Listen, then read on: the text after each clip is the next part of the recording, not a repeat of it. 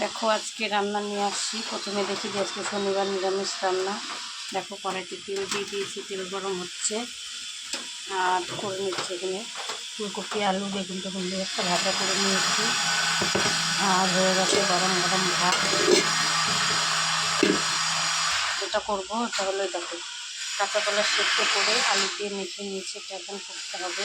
তার জন্য টমেটো কুচি, এখানে আছে মশলা জিরা ধনে গুঁড়ো জিরার গুঁড়ো লঙ্কার গুঁড়ো হলুদ নুন সব মিশিয়ে কাজু কিশমিশ সব পেস্ট করে রেখে দিয়েছি। চলো এখন বড়াগুলো দিয়ে দিচ্ছি, বসিয়ে দিয়ে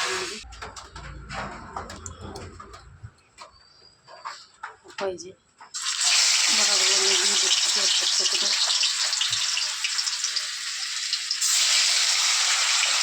চলো দেখো আমাদের এই যে কাঁচা কলার কোপ্তাগুলো ফ্রাই হয়ে গেছে। এই যে আমি উঠিয়ে নিচ্ছি, দেখো এই যে আমি উঠিয়ে রেখে দিয়েছি।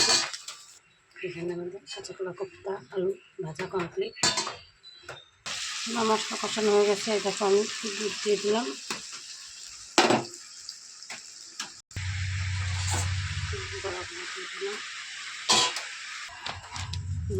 গরম মশলা দিয়ে দিচ্ছি, একটু ঘি। আমাদের রান্না কমপ্লিট, ঘি গরম মশলা দিয়ে দিয়েছি, ঝোল ফুটছে। তো চলো আজকে আমাদের কাঁচা কলার কোপ্তা টাটা।